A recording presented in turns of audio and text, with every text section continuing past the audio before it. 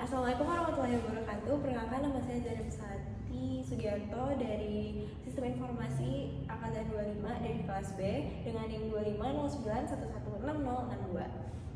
Hari ini saya akan mempresentasikan mengenai perancangan aplikasi, yaitu aplikasi berbasis website yang mana ini mengenai peminjaman buku di perpustakaan Universitas Muhammad Warman. Dan ini menggunakan metode waterfall.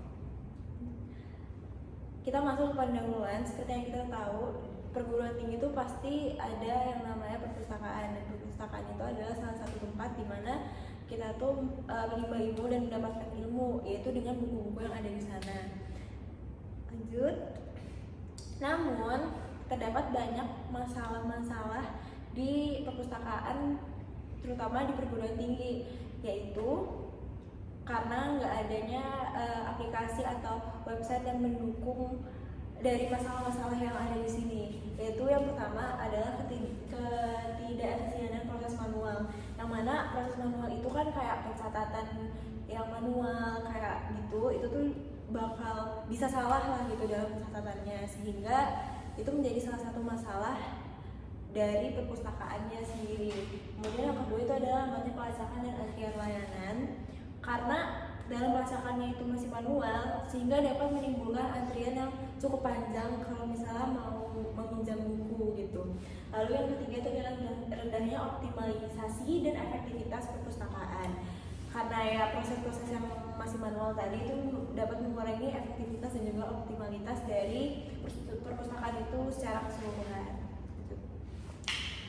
Nah, oleh karena itu di sini kami memberikan solusi, yaitu solusinya adalah kami merancang aplikasi yang dimana dapat diharapkan dapat mengatasi permasalahan-permasalahan tadi yang sudah dijelaskan, yaitu kami merancang aplikasi berbasis website untuk peminjaman buku di Universitas Muhammad Warman, yang mana pastinya tujuannya itu adalah untuk meningkatkan efisiensi dari layanan perpustakaan, kemudian juga mempercepat proses peminjaman buku dengan sistem yang telah kami kembangkan gitulah ya, dengan yang udah kami rancang.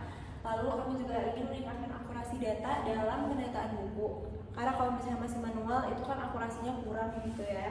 Lalu mengurangi kesalahan pencatatan, ini sama kayak tadi, dengan manual itu akurasinya pencatatannya itu bisa salah gitu. Lalu ada yang menjadi dasar bagi penerapan aplikasi digital di tahap selanjutnya.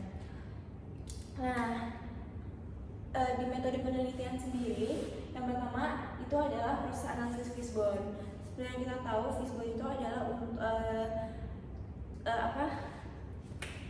Fishbone-nya terhadap untuk memasang susunan kategori masalah. Jadi kita tuh memasangkan masalah-masalah untuk mendapatkan, untuk kita tuh tahu apa sih sebenarnya masalahnya gitu. Dan di Fishbone ini kami mendapatkan beberapa aspek, yaitu ada 6 aspek. Yang pertama dari manusia, metode, teknologi, lingkungan, data, dan juga dari manajemennya sendiri. Nah, namun dari 6 tadi, yang paling dampak besarnya itu ada di tiga permasalahan, yaitu di teknologi, di manusia, dan juga di metodenya.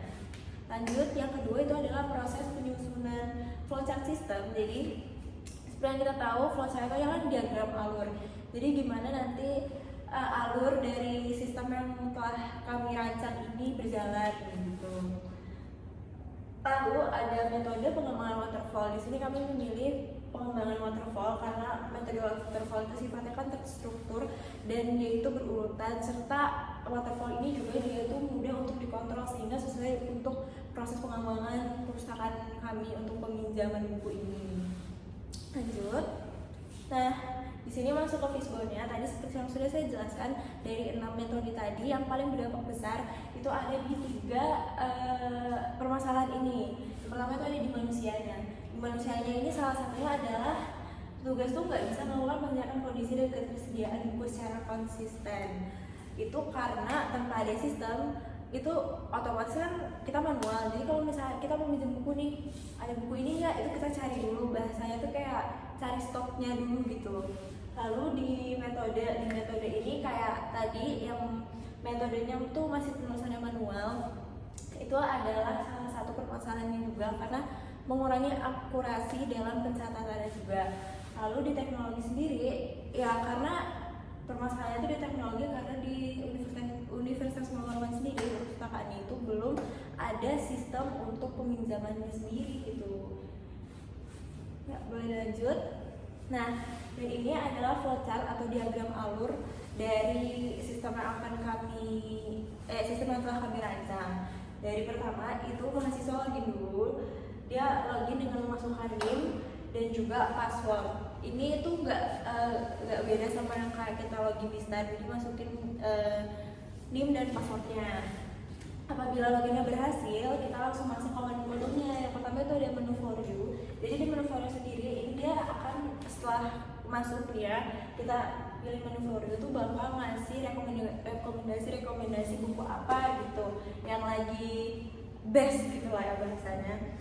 Kemudian kita juga bisa milih buku berdasarkan kategori genre-genre, misalnya romance, drama, atau fantasi gitu-gitu, itu bisa ada kategorinya sendiri gitu.